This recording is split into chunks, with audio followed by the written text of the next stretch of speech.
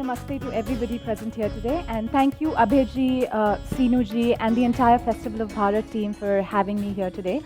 Um, I welcome my co-host, Major Arya, and he spoke so beautifully about his experience with the army. And my father is an ex-serviceman, so I deeply, deeply admire your experience and what the army does for our country. Moving on, I think Abhayji has said a lot of things about Dr. Swamy. It is absolutely overwhelming for somebody like me to be sitting here next to this living legend, as you rightly described him. And it's only fitting that this session is called the Warriors Adda, because I don't think, I used to always think if anybody personified the word maverick, it would be Dr. Swamy. He is a true warrior. He has always stood up for what he felt was right, and not really caring about what the popular society thought about it. And you took away what I was going to say. I was going to mention that incident from 10th August 1976, where you walked into Parliament, and when the last of the obituaries were being read, he stood up, and when he was not even supposed to be there, he stood up and said, "Oh, Mr. Speaker, you forgot to mention democracy, which has also died." So that's Dr. Subramanian Swamy for you. So Dr. Swamy, as I start, I think because it's called the Festival of Bharat, and I'm a proud Hindu, I'm a proud Bharatiya, and I grew up with the idea where, India stood for unity in diversity. We always took so much pride, right from fancy dress competitions in school to all the annual day events. Everywhere we looked, everything we read about, it was about the diversity of the country. It was about celebrating these differences, which always existed, whether it's caste, whether it's religion. All these differences have always been there. But suddenly, at 30 years of age, I hear this word, asahishnuta. And, never had I heard this word before, and my Hindi is pretty good. So how is it that a word like asahishnuta suddenly becomes part of the public discourse? And how relevant do you think is it for today's Bharat? Well, first of all, it's irrelevant because we have such a history. Take the example of two of the tiniest communities which came from abroad to escape persecution. The Zoroastrians were called Parsis in India. And they had a country called Iran, which was occupied by Islamic forces, and everybody was forcibly converted to Islam. And some of them escaped, and the only place they survived was India. And when they came to India, they came to Gujarat. The Shankaracharya was there to receive them, and we built their fire temples.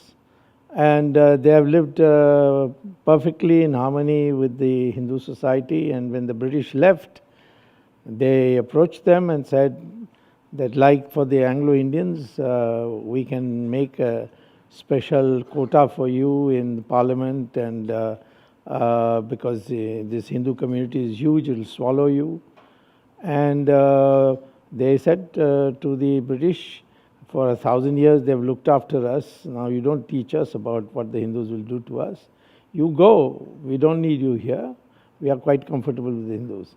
Even today, in key positions, the Parsis have been there. Chief Justice, Commander-in-Chief of the Army like Manik Shah, Air Force Chief, Attorney General, and much out of proportion to their small size of 60,000 people. And this is a tribute to the Hindus. Similarly, and they themselves gave that as a tribute to the Hindus. The Jews persecuted everywhere in the world. The only place they lived without persecution was India. And when Israel was founded, after their formalities of constitution, everything was over, the parliament passed a resolution thanking India as being the only country which didn't persecute the Jews. So with this kind of record, I don't think we need to bother about intolerance and tolerance, you see. And this is something they talk about. Who are those who are talking about intolerance in India today? Those who had participated in the emergency. They may not have declared the emergency, it was declared by Mrs. Gandhi and her cabinet. But there were intellectuals who justified it, who said that India is a poor country, it can't have this kind of freedom, and the freedom doesn't mean license, and all these ridiculous concepts. So I think just ignore it, and none of them will debate with you. And they'll only talk amongst themselves. They're a small crowd. We have to worry much more about seeing that the narrative in the media doesn't become doctored by these forces, both within India and abroad. Abroad, I can understand those who want to convert, engage in conversion, they are unhappy. Those who rue the fact that India has still evaded their control. It's openly spoken in the ISIS documents, that terrorist organization documents, that the only country which was conquered, they say, by Islam, but didn't convert to Islam, was India. Iran converted, Iraq converted, that is Mesopotamia and Babylon. Egypt converted, all of Europe converted to Christianity. But this country, despite 600 years of Islamic rule and 200 years of Christian rule through the British, is still, despite all the machinations, is still 82% Hindu. So therefore, we are quite secure, we are not worried. And I think the only thing is that the media manipulation, which leads to brainwashing, is the one thing that we have to be careful about. I think we absolutely agree with what you said, and I think we need to celebrate our Bharatiyata more. We need to celebrate this unified spirit more, rather than getting sucked into this vortex and this debate and this divide that's being created. Coming on to another issue that you've expressed your opinion on very recently, the Sabrimala verdict. Yeah. And I remember you saying that Yes. this is a fight between Hindu Renaissance and obscurantism. Yes. And while as a woman, as a Hindu woman, I do agree with you that with changing times, religion needs to adapt. Don't you think it's become very easy to target Hindu traditions and belief? Yeah. Much, much easier. And the debate has now gone on to become completely political, nothing to do with women wanting to enter there, women like me wanting to go worship there. Well, in the beginning, I felt that, women have equal rights, and this is all nonsense, that women are impure on those 5 days. Those are the things that I reacted to. But, all our freedoms in the Constitution is subject to reasonable restrictions. And then a very well-known lady, software expert in California, sent me her research, which has been published in a well-known journal, that why is it that out of the five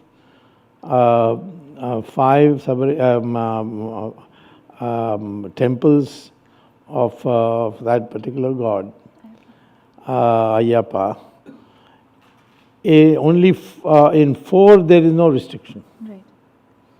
Why that one particular one, which has been given the thing that he is a bachelor and he is planning to marry, and therefore he didn't want it to be disturbed. So all those are. But that lady showed me, and I put it out in the internet also, that the topography of that area is such that women who go during that period are likely to suffer due to the differential gravitational pull from genetic disorder, that is the children.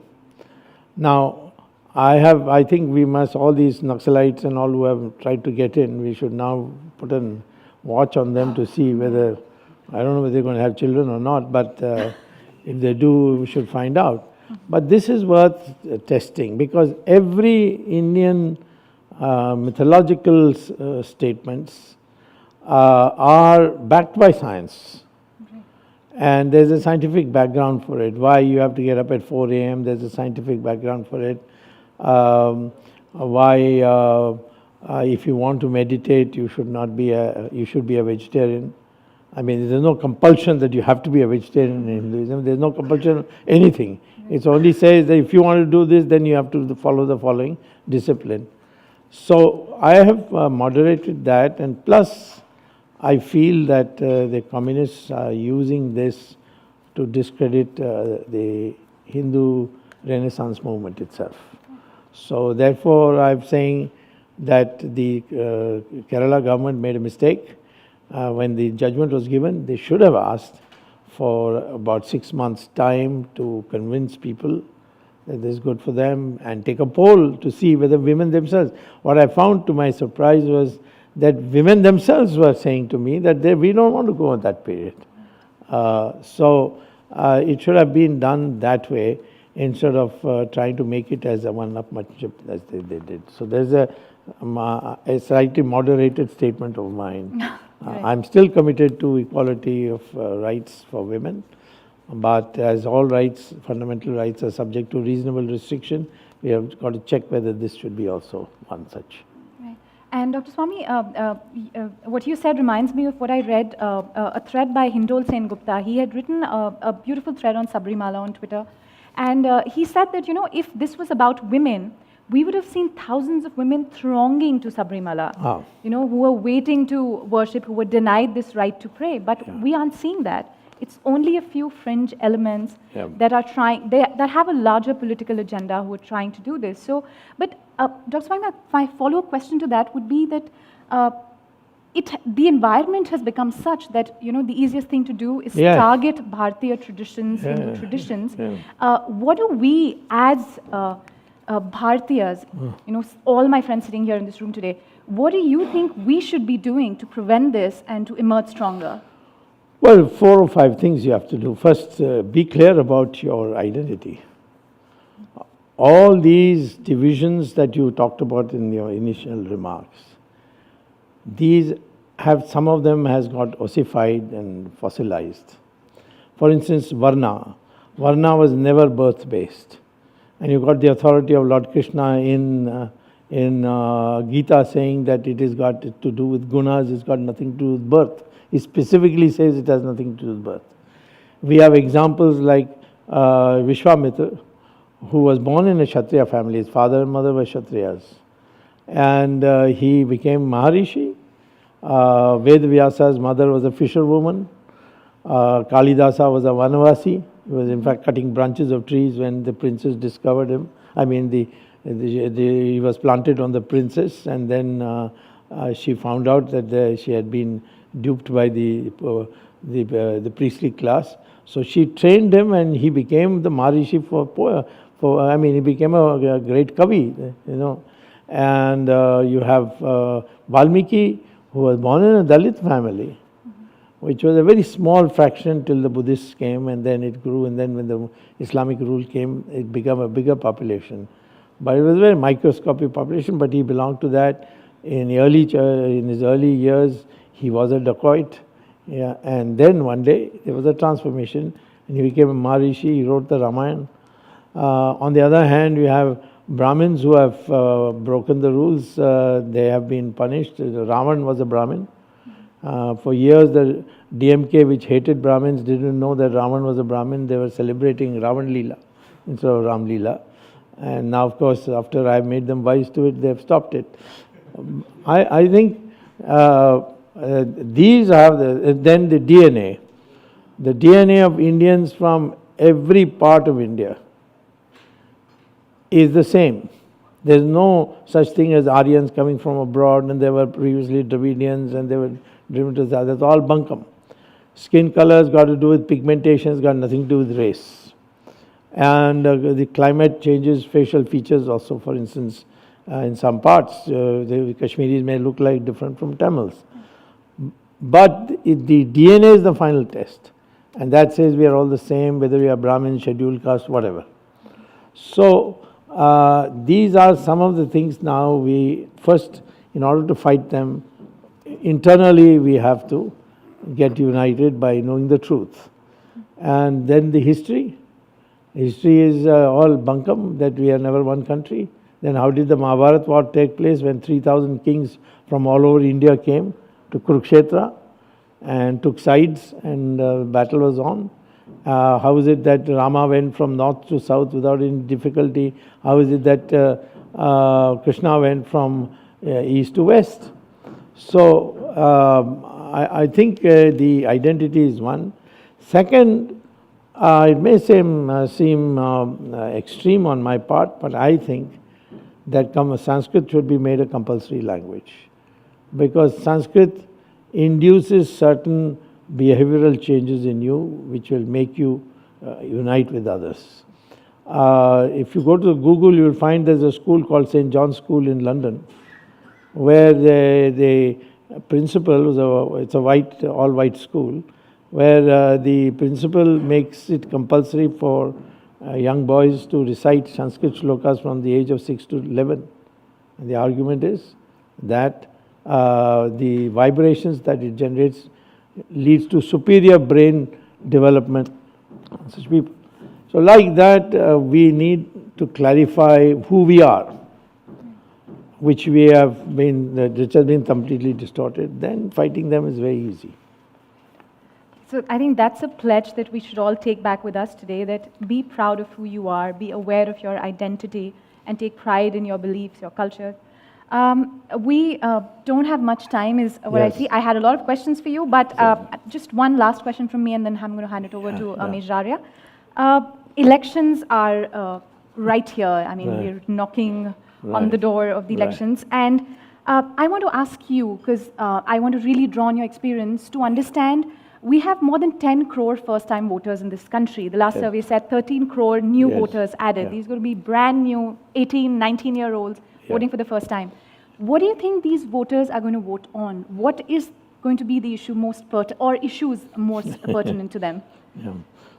Well, first thing, superior economic performance is not a guarantee, because Narasimha Rao had the best performance of any 5-year period. The growth rate went from what they used to call as the Hindu rate of growth of 3.5%, to 8% in 5 years. Every year it went on increasing. But his party went to half. Atal Bihari Vajpayee was widely respected. He created a slogan called India Shining. He even advanced the elections by 6 months, on the grounds that, right now is very, very favorable, because many of the state elections, BJP had won. So he advanced, and we ended up with almost half. I think we ended up with 60% of the strength we had before. So, first principle, economic progress is only a necessary condition but not a sufficient condition. If the economy is really bad, it will go to affect you, definitely. But if the economy is good, it's only a necessary condition. There has to be an emotive factor. Last time it was 2 emotive factors: fighting corruption and Hindutva, the concept of it. This time, I believe the sole moving factor for the younger generation is the Ram Mandir. You build it, or you start building it, you're assured of winning the elections. And there is a way to build it, and it's the Prime Minister's call, whether he takes it or not. But I think there's no other way. Campaigning, all this are necessary, but they're not enough. Having followed the Ram Mandir debate myself now, and I do feel that, I started out with being a little skeptical. Why would a 25-year-old, 20-year-old care about the Ram Mandir? But I have seen how important the issue of Ram Mandir is, and as the public discourse has shaped, and much to your credit, the way you have been able to portray the issue and communicate it, Ram Mandir is going to be an important issue. And again, like I said, because there's paucity of time, I'm going to hand it over to Major Arya. And we have some very important questions about national security that we have lined up. So over to you, sir. Thank you very much, Neha ji. And it's a great honor to be on stage with Dr. Subramanian Swamy. Abhay ji and Neha ji have spoken a lot about him, but I will only say one line. Whenever I hear that song, it reminds me of him. It's a Bengali song, Ekla Chalo Re. And, I have seen Dr. Swamy fighting all alone. Ever since I I could understand what politics is, or I could understand what, the state is. I've always seen him fighting alone. There was never this thought that there is an army behind him, an army of supporters. He has done what he thought was morally and ethically correct, irrespective of gain and loss. And that is something worthy of honor and respect. National security is what I like to think I specialize in, and my questions to Dr. Swamy are based on a few issues which are very close to my heart emotionally and practically as well. Sir, how important do you think is the rehabilitation of Kashmiri Pandits for the final solution of the Kashmir problem? Because when the Kashmiri Pandits were subjected to genocide, rape, you know the story as well as anybody else does, I know it. maybe better. Now, India seems to have largely forgotten about the plight of the Kashmiri Pandits. How important is that? I wouldn't say that we have forgotten. Sir. I would say that we think it can be done only second, not first. Sir. We need to settle this question of what this country's identity is and how it applies to Kashmir. Sir. 1947, there was no Pakistan. There was only India. And the British decided to partition you. Sir. And they did mischief. They declared all the kings as independent. And the remaining part of India, which is about 2/3 of India then, they divided into India and Pakistan. And in the debate, they made it very clear that our aim is to create two countries.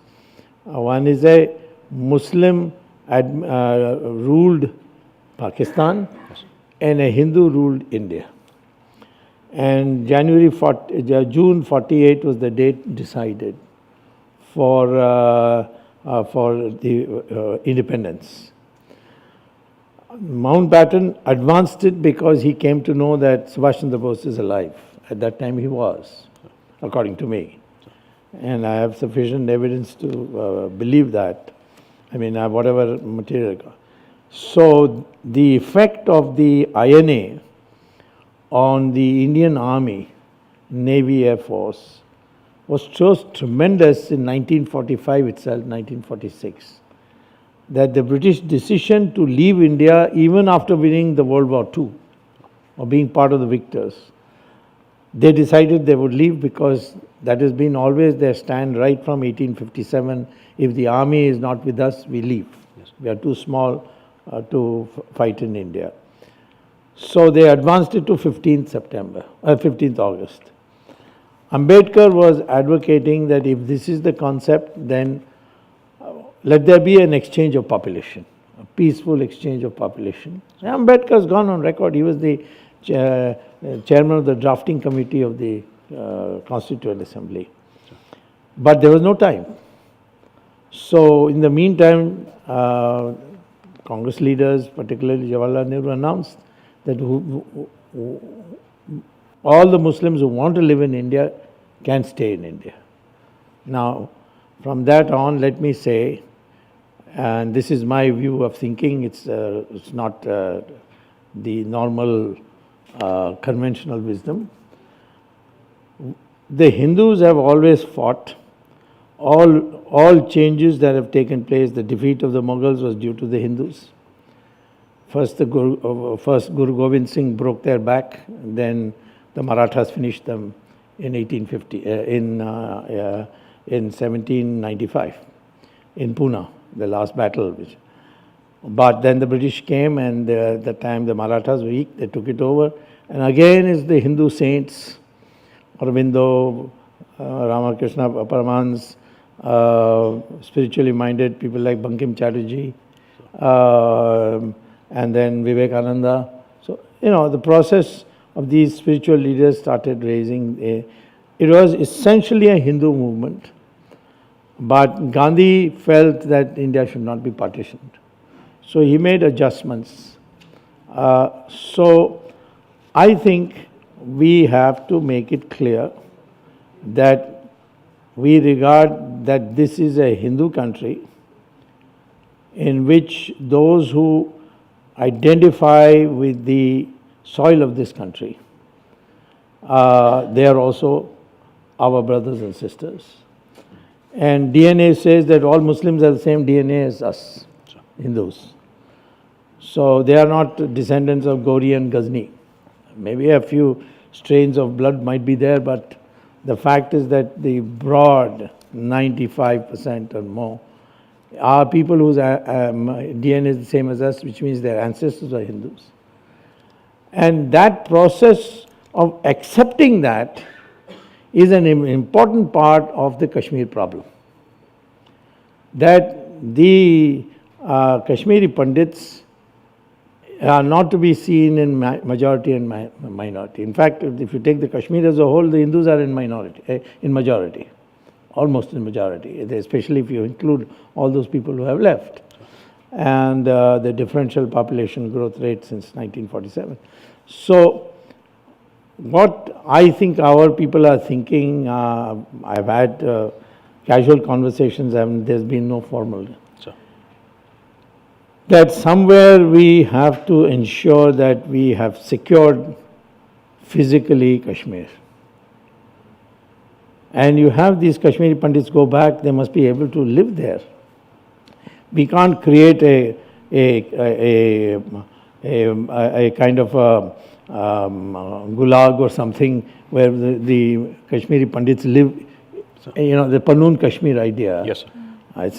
It's not a healthy attitude. It's maybe a short term, it can be.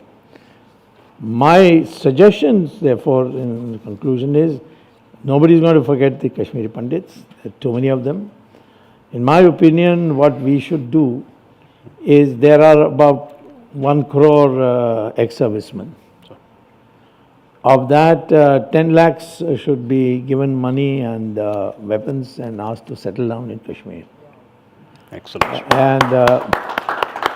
And reoccupy those houses which the militants made the Kashmiri Pandits vacated.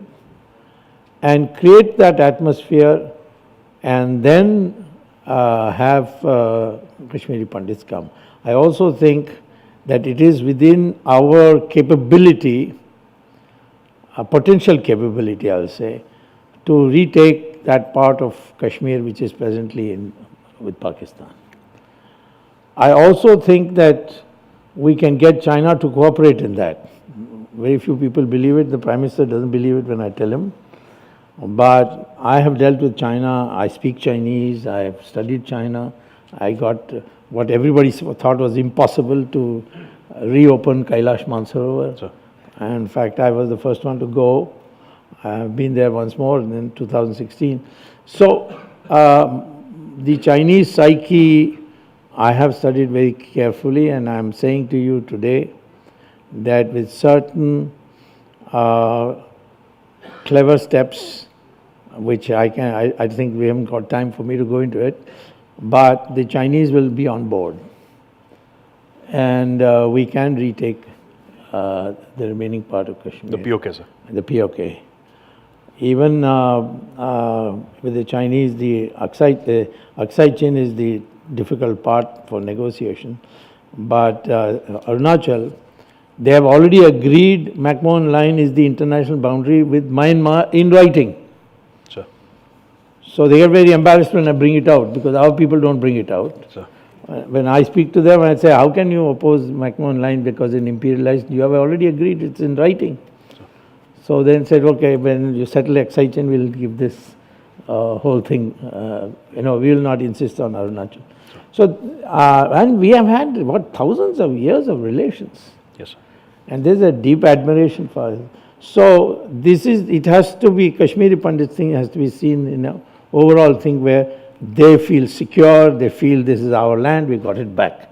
That kind of atmosphere we have to Absolutely, sir. So now moving on to something which has been on our minds, the nation is talking about it, the parliament has debated it very recently, the Rafale controversy, sir. Now, to my mind, as a military man, I have studied it as much as I could. And one thing hurts me no end at a personal level is that after the Bofors scam, sir, for 35 years we did not induct an artillery piece. I agree.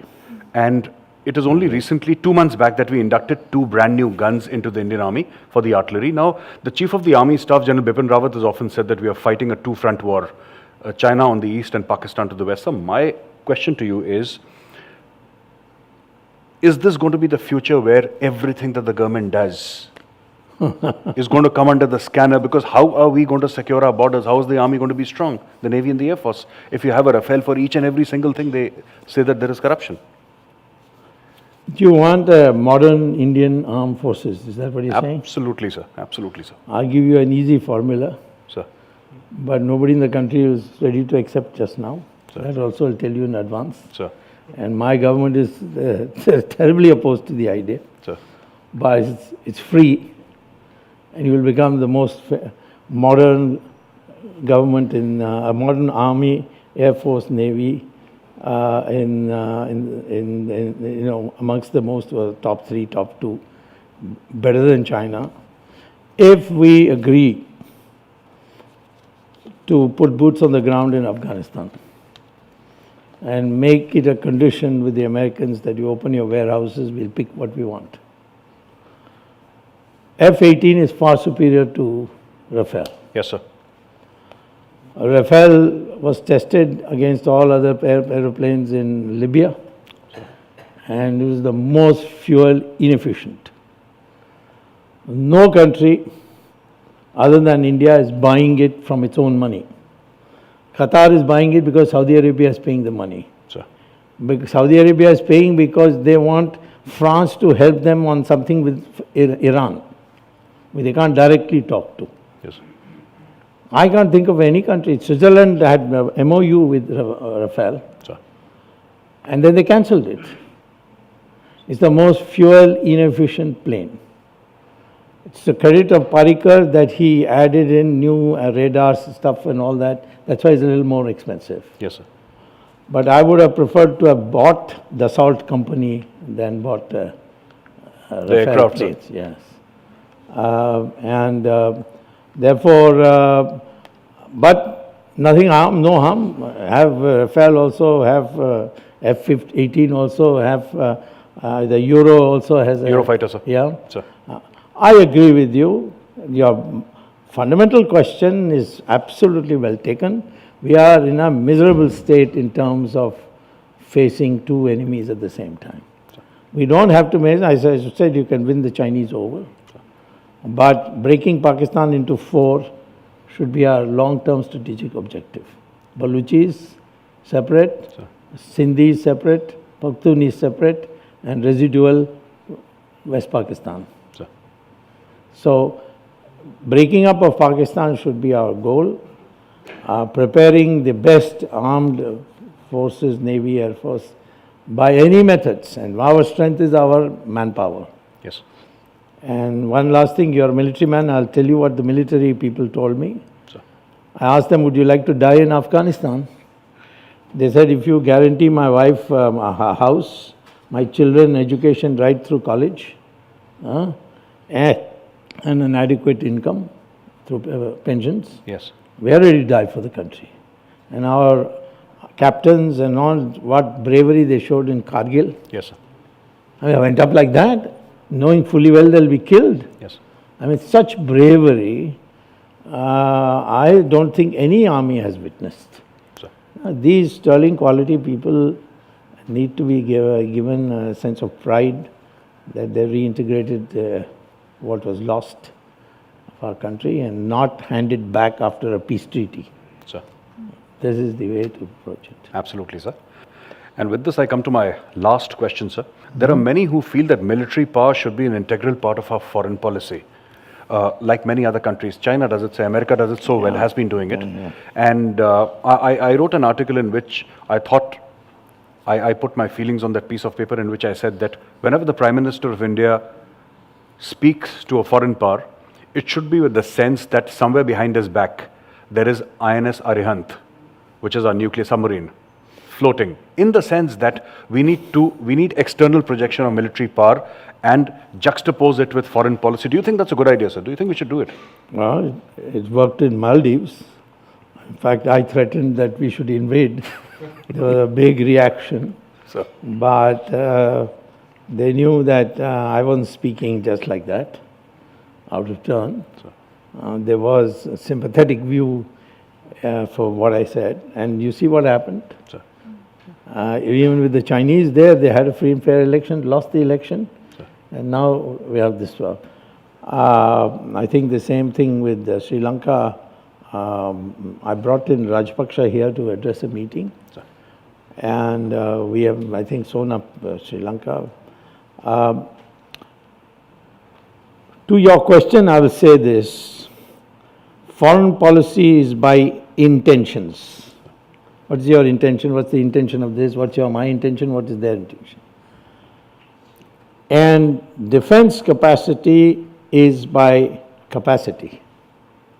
If they have got so many planes, you've got to have a matching number. Even though we are bhai or friends. I mean, we don't have to be a Jawaharlal Nehru. Thinking, we take anybody's word. So defense and foreign policy should be separate. You do what you like. In foreign policy, you sing praises and, have personal relations and so on, and say you're a world leader. All that.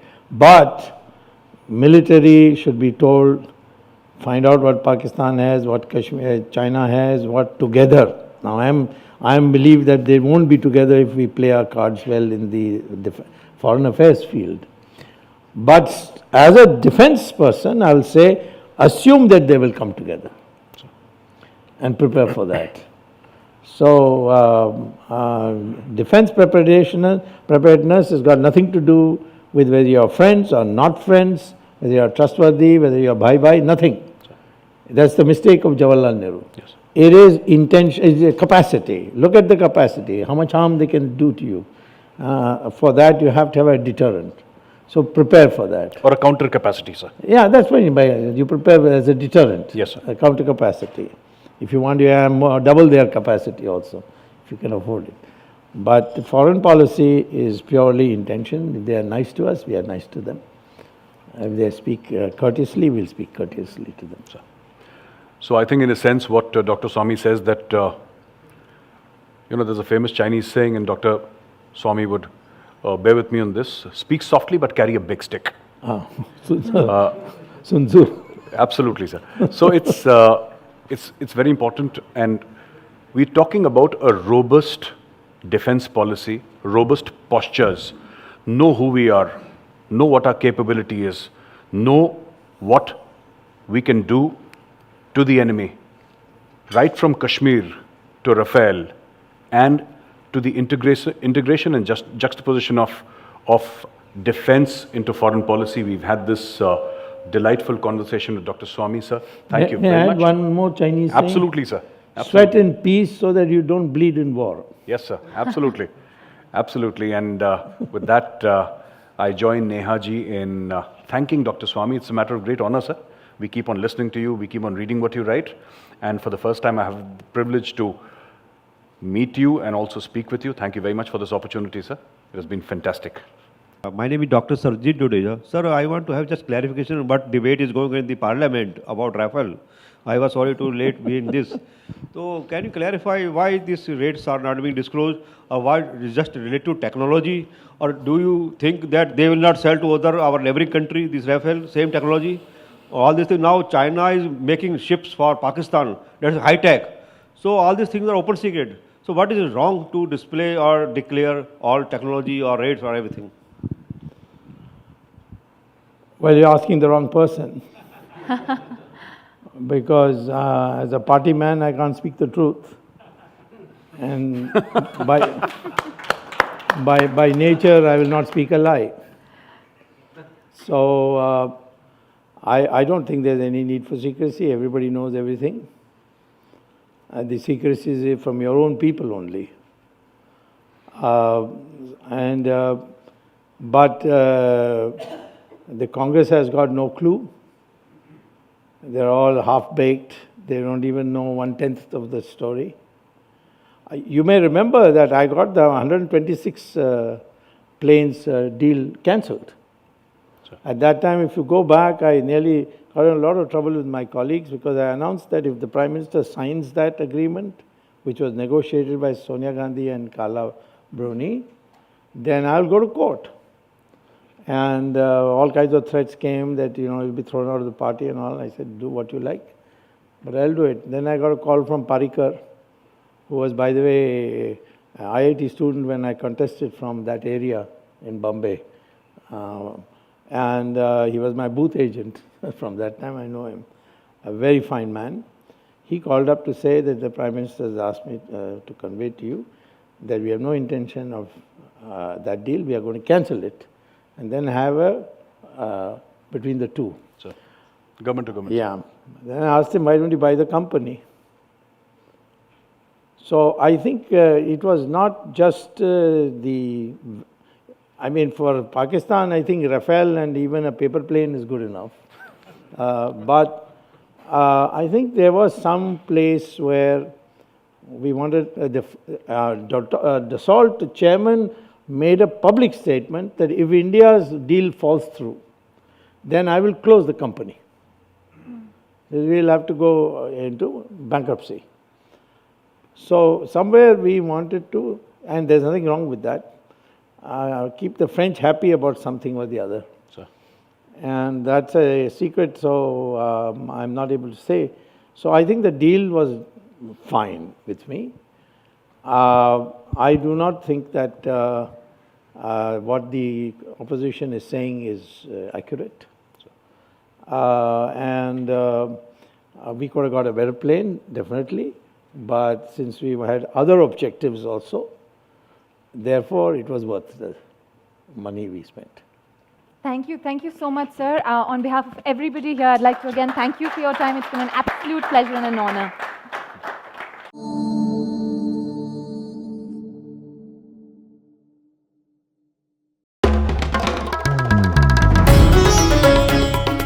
Namaste. We hope you enjoyed this Citti Media content. Please remember to subscribe to us and switch on the notifications for this channel. For our other social media links, more content and to support our work, please visit citti.net. Dhanyavad. Namaskar.